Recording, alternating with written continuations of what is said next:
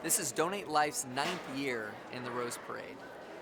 It's been a great stretch. We've won awards 4 years in a row, but most importantly, I think we have inspired so many millions of people to say yes to organ and tissue donation. Every year when we design our float, we start with the theme of the parade, which this year is Just Imagine, and the 3 dots at the end of Just Imagine were an invitation for us to complete that sentiment. And when we asked ourselves, what do families that have lost a loved one imagine and wish for? Or what do all of us want in life? We want more time. More time to live or relive the moments that define our lives. We found a perfect expression of that in One More Day. The primary elements of our float are 6 floral clocks, and what makes them special is we place our fluorographs in the hour positions on the float. Fluorographs are portraits of deceased organ and tissue donors that are integrated into the design of our float every year.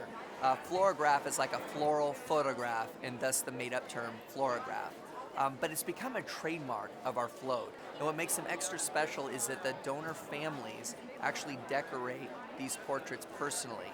Donate Life, they have been so kind to us, and they're always looking for ways to honor the donors, and they're always looking for ways to help the families of donors. All of us here have the same pain. We lost a loved one, but at the same token, they were all donors, and they continue living in somebody else.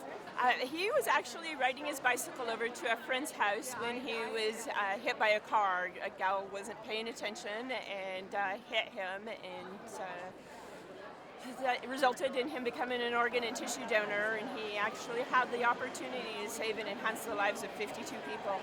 His gift is still giving. It's another opportunity for people in our area to have more exposure to organ and tissue donation and what it means. It was one of the biggest honors we could ever imagine. To have millions of people, seeing her on this float and not be forgotten. That's one of the biggest things. Is I don't ever want her to be forgotten. But for many families, they're saving their trip to Pasadena until the parade.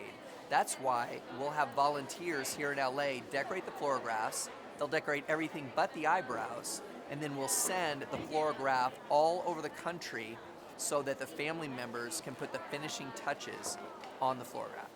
He was from Austin, Texas, a young man, 16 years old, who was injured in a longboarding accident, and it seems like he was a fun-loving young man. Reminds us of our 3 sons who enjoyed sports, so this was our opportunity to give back something more personal. On the front of the float, we have another floral clock that will be filled with up to 3,000 dedicated roses. These are roses with personal messages of love and remembrance that are sent by families from all over the country. As a family, we honor him every day, and he walks with me every day. But to have him recognized on such a national level, for such an outstanding thing that people do by becoming organ donors, it's beyond words. It really is.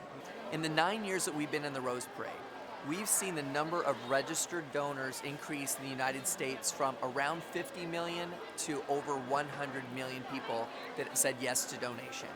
So we feel that the Rose Parade and our involvement in it has helped to position donation as something that is positive, to be celebrated.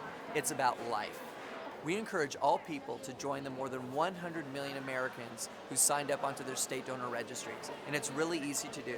All you have to do is check yes when you're applying for or renewing a driver's license or an ID card at their motor vehicle agency, or you can check yes by going online to the State Donor Registry's website. He was 11 years old. About 3 years ago, he was killed in an ATV accident. He was a very active child, and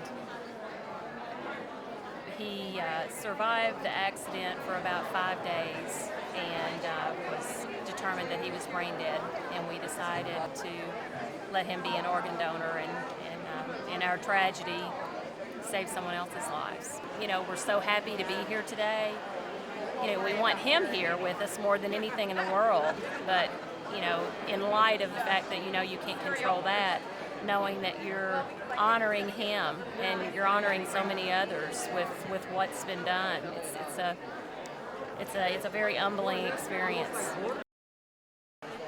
Well, I'm here today in memory of our daughter, Melanie Myers. She had just turned 16 when she said, "Hey, Mom, is it okay if I put that pink dot on my driver's license?" And I told her, "Well, honey, it's your body. If that's what you want to do, it's fine with me." Well, a week later, I'm in the hospital, and they're asking me if I would consider organ and tissue donation. My daughter was pronounced brain dead from a drive-by shooting, and I remembered what she had said about being wanting to put that pink dot on her driver's license. She saved 4 lives. One was a boy her age, and we're corresponding with the heart recipient. And so next year is when we're supposed to meet the heart recipient and get to hear my daughter's heartbeat.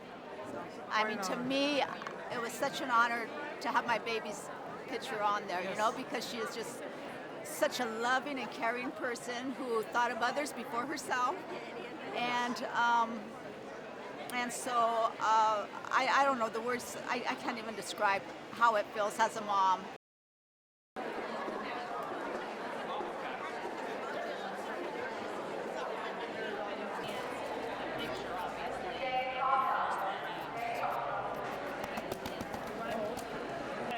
Who's this handsome man? This is my son, Brandon.